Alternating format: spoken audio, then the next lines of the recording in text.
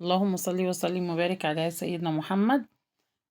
يوم جديد وفيديو جديد من أسرار مطبخ مع هيام. ازيكم يا حبايبي؟ عاملين ايه؟ وحشتوني. النهاردة ان شاء الله كده جاي معاكم نعمل روتين كده خفيف. لسه بقى ايه، ما عملتش روتين الشتاء النظافة العميقة، لان بصراحة يعني ايه، بصوا انا بكنس البلكونة، بصوا التراب من كام يوم كان الجو تراب قوي. فانا ما بخش البلكونه غير لما اكون هنشر او الم الغسيل بس. فلو قعدت مثلا يومين ما نشرتش ولا هلم غسيل ولا حاجه، ما فيش غسيل في البلكونه، انا ما بدخلش البلكونه دي خالص. فجيت بقى النهارده بقى قلت ايه، اخش انشر الغسيل، لقيت البلكونه شكلها لا يسر عدو ولا حبيب. فقلت لا، يلا بقى انضفها. قلت اصورها بقى معاكم فرصه كده وانا بنشر بالنهار، عشان اليوم ده كان كده اجازه. بدأت بقى ان انا اكنسها. بصوا التراب كان قد ايه. من كام يوم كده كان في عفرة كده شديدة، كانت جايبة تراب. فقلت لا، انا مش هعمل التنظيفة العميقة بقى وافرش السجاد والكلام دون غير لما الجو بقى ايه، احس فيه لسعة البرد كده اللي هي طول النهار. احنا دلوقتي مش بنحس بالبرد غير ايه، يعني قرب الفجر كده. لكن طول النهار بصراحة الجو مش حر، ولكن الجو فوق الرائع بجد. الحمد لله رب العالمين. يا رب كده يجي الشتاء علينا كلنا كده واحنا في أتم صحة وأحسن حال، وما تبقوا كده تسعدوا في ولادكم وتستروا وينصركم ربنا، وكل اللي عنده كرب ربنا يفك كربه، وكل اللي في ضيق أو ضيق رزق أو ضيق أي حاجة مضايقاه أو أي كرب، ربنا يا رب يفك كربكم وكربي وكرب كل المسلمين والغير المسلمين يا رب، وينصرنا وينصر اخواتنا في فلسطين، ويصلح حال كل الدول العربية يا رب، اليمن والسودان وسوريا ولبنان وكل الدول يا رب. ربنا ينصرهم كده نصرا عزيزا مقتدر بإذن الله. انا بقى ايه كده نستها كده، وقلت اعملها بقى ايه بالفتالة او الشرشوبة، عشان اقدر ان انا ايه اعرف انشر الغسيل. انا طبعا السور بتاع البلكونة كنت نضفته، وكنت لان انا بنتي اللي بتصورني، وكنت لمعت الحبال كده طبعا من التراب، لان ايه لو نشرت والحبال كده برضه هتعلم في الغسيل وهتوسخ الدنيا. طب على ايه بقى اتعب في الغسيل والاقي بقى ايه الحبال وسختهولي؟ لا، فانا طبعا ايه نضفت الشيش كده الازاز، لمعته برضه من التراب، وقلت بقى هعمل الارض. عشان ايه؟ حاجه من الغسيل تتخبط كده ولا كده وانا بنشر ما تبقاش ايه، تتوسخ يعني. الجو حلو قوي الايام دي.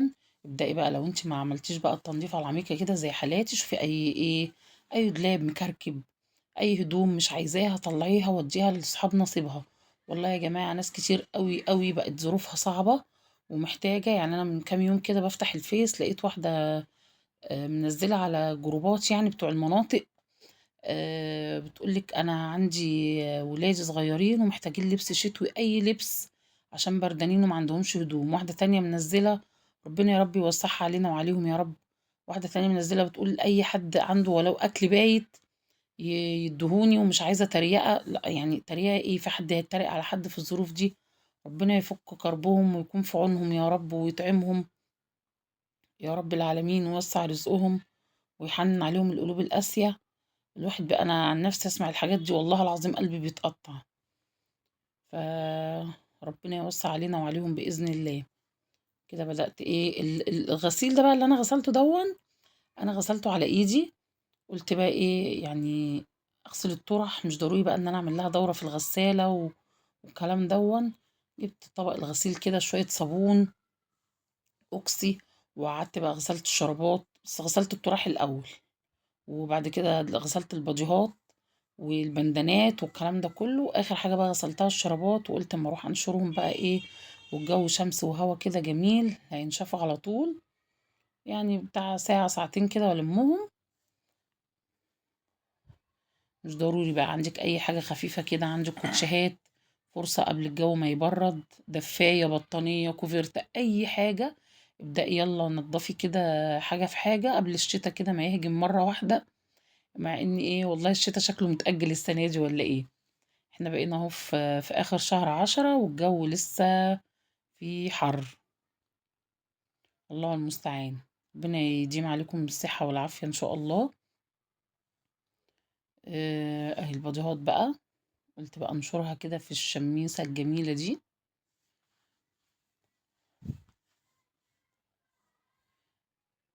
والله يا جماعة يوم الأجازة ده بيبقى يوم أتعب من يوم الشغل. ليه؟ لأن انتي بتدوري على كل حاجة في البيت انتي مثلا مقصرة فيها طول الأسبوع، وبتضطري تعمليها يوم الأجازة. إن كان بقى وراكي إنك تنزلي السوق، تشوفي التلاجة تروقيها، تروقي التربو الرفوف، أنا قعدت بقى جبت درج الشرابات.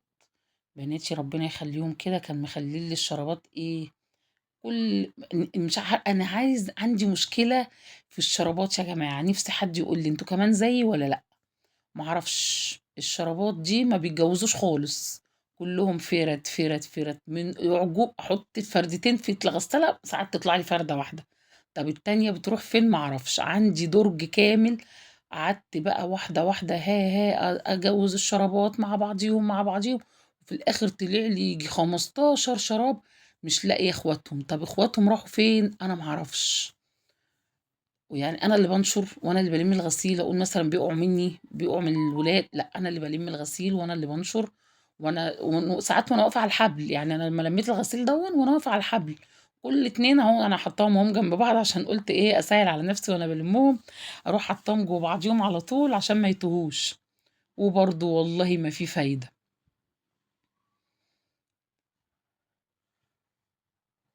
لان احنا طبعا ايه، زمان كانت الناس ما بتلبسش شرابات غير في الشتاء، بس دلوقتي صيف شتاء تحت الكوتشيات كله بيلبس شرابات. هتلاقي استخداماتها كتير زي الطرح كده والبندانات. والله الهوا كان ايه بيهفهف كده خطير، شمس طالعة وكل حاجة، والجو تحفة.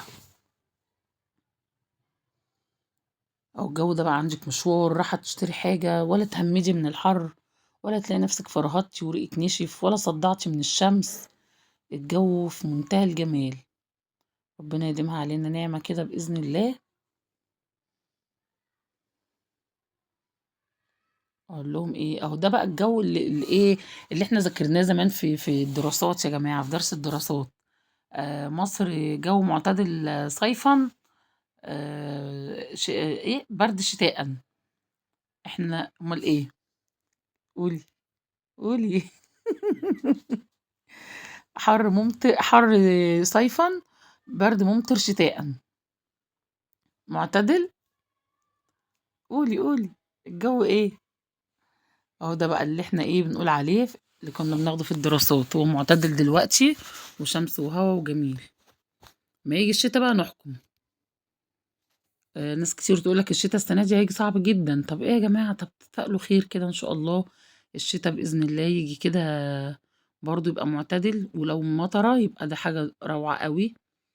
يا رب الجو يجي كده ويبقى مطر، انا بموت في المطر يا جماعة. بس لما تزيد عن حدها، يعني زي اهل اسكندرية كده كان الله في عونهم. تبص تلاقي المطرة تقعد تمطر عندهم ليل نهار، يومين او ثلاثة متصلين. لا انا خاف، اخاف لو لقيت المنظر ده. هما بقى متعودين، انما احنا هنا في القاهرة يعني ايه بتمطر عندنا كده في المواسم كل حين وفين. الله المستعان. احنا لازم بقى ايه الصيف والشتاء عشان ايه ده، بيقولوا عشان عظمنا ما يسوسش. الحمد لله رب العالمين. لو وصلتي بقى معايا لغاية هنا، متنسينيش بقى في اللايك والشير وسبسكرايب للقناة، وعرفوا بقى اصحابكم كده وحبايبكم بقناتي، عشان قناتنا تكبر كده ونبقى احلى جمهورية، او احلى عيلة كده مع بعض. ويا ريت بقى تعرفيني بقى انت ايه بتتابعيني منين. وبشكر كل اخواتي، لان انا باذن الله كده في ناس دخلوا لي القناه. بشكر كل اخواتي وحبايبي، الناس اللي نوروني وشرفوني الجداد. انتوا كده باذن الله تاج على راسي، وربنا يخليكم ليا وما يحرمنيش منكم. مش عارفه بتلغف كتير في الكلام، بس يا ريت تحطوا لي اللايك فضلا يعني، وليس امرا منكم ولا حاجه. والله اللايك هيرفع القناه يا جماعه، يخلي ناس كتير تشوفها. فاستأذنكم كده ممكن تحطوا لي اللايك بعد اذنكم. مش هتخسري حاجة والله. أنا قنوات كتير باتابعها وباتفرّج عليها، وباروح حاطة لهم اللايك، يعني أقول إيه، دي أقل حاجة أقدّمها لو استفدت حتى بمعلومة، أو حتى لو ما استفدتش إن أنا شُفتهم، غيري برضه يشوفهم، وربنا يا رب كده يوفّقنا ويوفّق كل الناس بأمر الله. أهو أنا كده إيه، خلّصت الغسيل، البادجيهات والطُرَح والشرابات، أهو زي الفل، الألوان الطيف. يالّا بقى خلّصت الغسيل ولمّيت الدنيا وإيه، أنا أول مرّة أجيب سمنة روابي، كنت دايمًا باجيب كريستال، بس للأمانة يعني ما بقاش ليها ولا ريحة ولا طعم ولا أي حاجة، فسألت كده ماما وأختي، قالوا لي روابي اللي بالقشطة، حقيقي حلوة بجد، يعني أنا جرّبتها، لأ حلوة أوي، ولو حد برضه عنده نوع سمنة تاني برضه يقول لي عليه. أنا الحمد لله عندي سمنة بلدي، بس بصراحة مش باهدّر فيها برضه عشان للأمانة يعني. لأ، ممكن إيه، أخلّيها للبيض، لو ساعات عايزة آكل فول بالسمنة البلدي، ممكن معلقة أحطها في الملوخية، حاجة كده حابة إن أنا أعملها بالسمنة البلدي واشتقت لطعمها كده في الأكل باحط ما باستخسرش، إنما طبعًا مش هتبقى في كل الاستخدامات يعني، عمّال على بطّال كده لأ، بقت غالية والواحد إيه، بيحاول إيه، على قد ما يقدر يعني إيه، يخلّيها كده إيه، حاجة على الريحة كده في أي طعم أكل يعني. إنما في الأكل العادي لأ، الاستخدام العادي طبعًا هي السمنة اللي هي المهدرجة دي،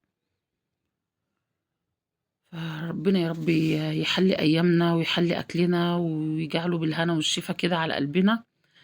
بُصّوا بقى، العين بقى اللي إيه، بتاعة البوتاجاز دي عشان لو حد يقول لي إيه، أنتِ مفترية سايبة العين كده على الفاضي، العين دي بايظة يا جماعة، الزرار بتاعها بايظ وجِبت الراجل عشان يصلّحه، قال لي يوم تاني هابقى آجي أعمله لِك. كل أمّا أعدّي بقى عليه، لإن أنا ده الوحيد اللي أعرفه في المنطقة عندي، ألاقيه قافل، ما أعرفش بقى هل هو قفل المحل وساب المحل ومشي والّا إيه، الله أعلم. فمش عارفة بقى يعني إيه حلّها، الزرار مخلوع مش راضي يركب، الزرار اللي جوّه لا بييجي لا يمين ولا شمال، فباضطر طبعًا هتقولي لي طَب أنتِ سايباها كده ليل نهار؟ لأ والله باقفل وافتح من المحبس بتاع الغاز، الأصفر اللي هناك أهو اللي جنب الطاسة دي. فإن شاء الله بقى إيه، ربنا يوسّع علينا كده إن شاء الله. أنا عندي بوتاجاز تاني، هو ده نوعه ideal، أنا عندي واحد تاني زانوسي، بس برضه فيه مشكلة، الزرار بتاع الفرن والعين الصغيّرة الاتنين مش شغّالين، أنا قُلت طَب هاتغاضى ومش مشكلة العين الصغيّرة، طيب أنا عايزة أشغّل الفرن، ما حدّش يقدر يستغنى عن الفرن، أنا كنت شغّالة بيه فترة كده، يمكن كنتم أنتم شايفينه في الفيديوهات معايا، النار بتاعته هادية أوي، مش سريعة كده وبتنقذني زي ده. وفي نفس الوقت الفرن بايظ، طَب يا جماعة في حد يستغنى عن الفرن؟ قعدت كذا شهر ما عنديش فرن البوتاجاز، حاجات كتير مش عارفة أعملها، ولا عارفة أعمل كيكاية ولا صينية رقاق ولا جلاش ولا أي حاجة، الشواية بس اللي شغالة والشواية تحفة بصراحة جميلة، ولكن مش الفرن مش كُلّه شواية، الحاجة مش هتستوي على الشواية، فرُحت شايلاه ورُحت مراجعة للبوتاجاز ده تاني، طَب ده بقى إيه مساوئه؟ الفرن بتاعه هايل، والشواية تحفة وكل حاجة، وعيونه سريعة وشديدة وكل حاجة، العين اللي في النُص بقى ديّة الكبيرة مش بتتخلع، يعني عايزة أغسل البوتاجاز لأ استحالة تتخلع معايا، والعين الصغيرة خالص، حتى تلاقيهم الاتنين سُود غير بتوع غير البوتاجاز كلّه، استحالة من رابع المستحيلات يتفكّوا معايا نهائي، أنا من يوم ما جِبت البوتاجاز ده وهو على هذا الحال يعني.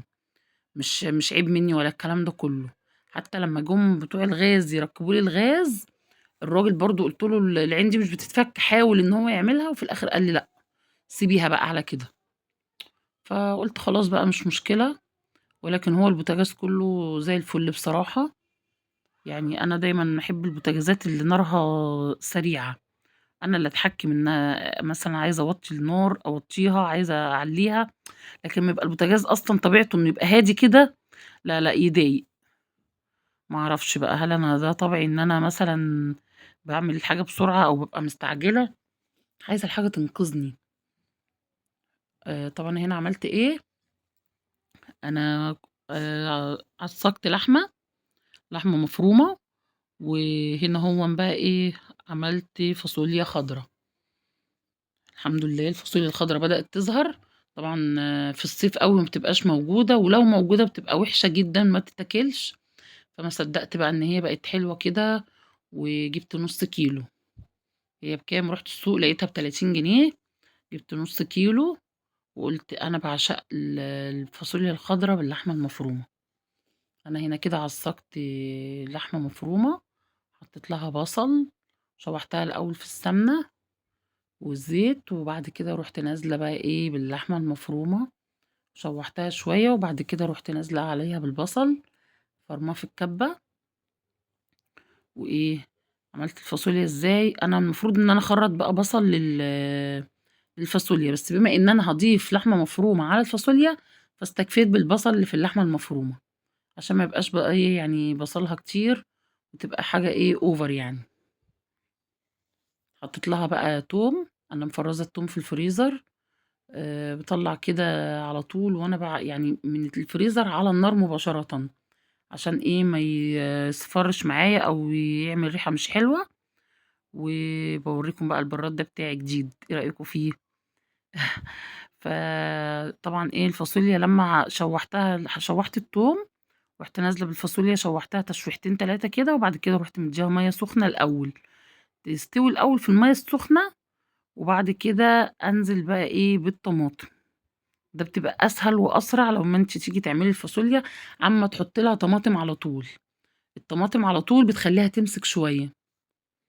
دي طريقه ماما بقى، يعني ايه من اول ما بدأت ان انا اطبخ كده وانا قبل ما اتجوز، وماما معلماني الطريقه دي، ودي اللي انا معتمداها لغايه دلوقتي. ربنا يخليكي ليا يا ماما ويبارك في عمرك يا رب، ودايما كده تعلميني وتدعميني. اكتر واحده بتدعمني في اليوتيوب هي ماما، ربنا يبارك في عمرها. نفسها يعني تشوفني ان انا قناتي ناجحه، او وتشوفها ان انا مثلا ليا مصدر دخل منها. ربنا يخليكي يا ماما كده ويبارك في عمرك. واول ما هقبض يا ماما من اليوتيوب انا هعمل لك حفله، عشان انت اللي تستحقي التقدير والنجاح، عشان انت دايما انت اللي بتدعميني. ربنا يخليكي ليا يا ماما.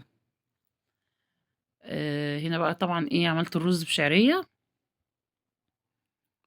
فاصوليا خضرا، يعني رز بشعرية على طول. في اكلات كده تحس ان ايه بتبقى محتاجة رز معين كده جنبها، يعني فاصوليا خضرا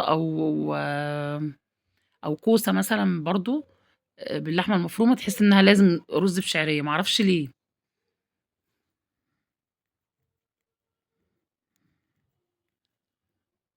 طبعا كلكم عارفين طريقة الرز، حاجة سهلة جدا مش صعبة، ولو بنوتة بقى صغنطوطة بقى ايه لسه هتتعلم، دي طريقتي بقى ايه في الرز، وهتلاقيها برضو دي طريقة مامتك وطريقة كل الناس اللي بتعمل ايه رز بالشعرية.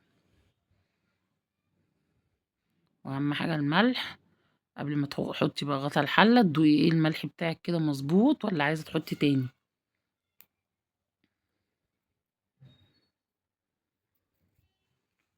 بس كده، اهي الفاصوليا شربت المية، بدأت بقى اخد لحمة مفرومة من اللي انا معصجاها واحطها عليها. البنوتات الامارات اللي بيتعلموا، صدقوني الاكل سهل جدا، ما تخافوش ابدا ان انتوا تقفوا في المطبخ تتعلموا.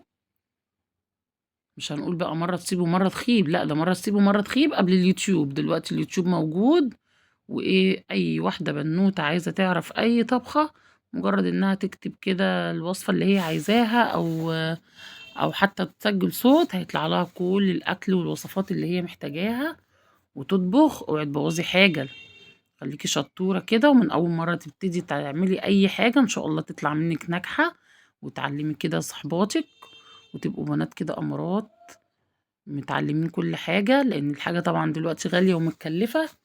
اوعاكوا تبوظوا حاجة في البيت لماما، ولا الماما ولا بابا ولا أي حد، كله بيدفع ويكلف دلوقتي. أنا حطيت لها بقى هنا الملح والفلفل، وبعد كده ايه رحت نازلة بشوية سكر كده يعدلوا الطعم. هنا بقى ايه عشان كنت هعمل صينية رقاق، بس أنا للأسف مصورتهاش معاكم، لأن أنا بصراحة عشان الأمانة يعني أنا عملتها تاني يوم، فرُحت نازلة بقى إيه بفلفل رومي، أنا كنت ضارباه في الكبة برضه، أهو، بيدّيها تطعيمة حلوة أوي. عندِك فلفل ألوان، عندِك فلفل أخضر، فلفل أصفر، فلفل أحمر، أي فلفل، تخرّطيه، تدقيه في اللاهون، في الكبة، أي حاجة. أنا طبعًا الكبة دي إيدي ورجلي في المطبخ بصراحة، مسهّلة عليّا بفضل الله حاجات كتير، بسم الله ما شاء الله يعني. يعني إيه، بتساعدني في كل حاجة. تقدري تعملي فيها كفتة، تقدري تعملي فيها كفتة فراخ، كفتة لحمة، همبرجر، بصل، تفرمي فيها فلفل أحمر، تفرمي فيها التوم، كل حاجة ما شاء الله. لو ما عندكيش بإذن الله ربنا يرزقِك بيها، لإن إيه، هتلاقيها بتسهّل عليكِ حاجات كتيرة أوي. هنا بقى إيه، كنت باعمل ملوخية ولازم طبعًا تشهقي كده وأنتِ بتعملي الملوخية. لازم الشهقة دي وأنتِ بتعملي الملوخية عشان تطلع الملوخية طعمها جميل، زي ونيس. فاكرين ونيس؟ بس ونيس بقى ما كانش بيشهق، ونيس كان بيصرّخ.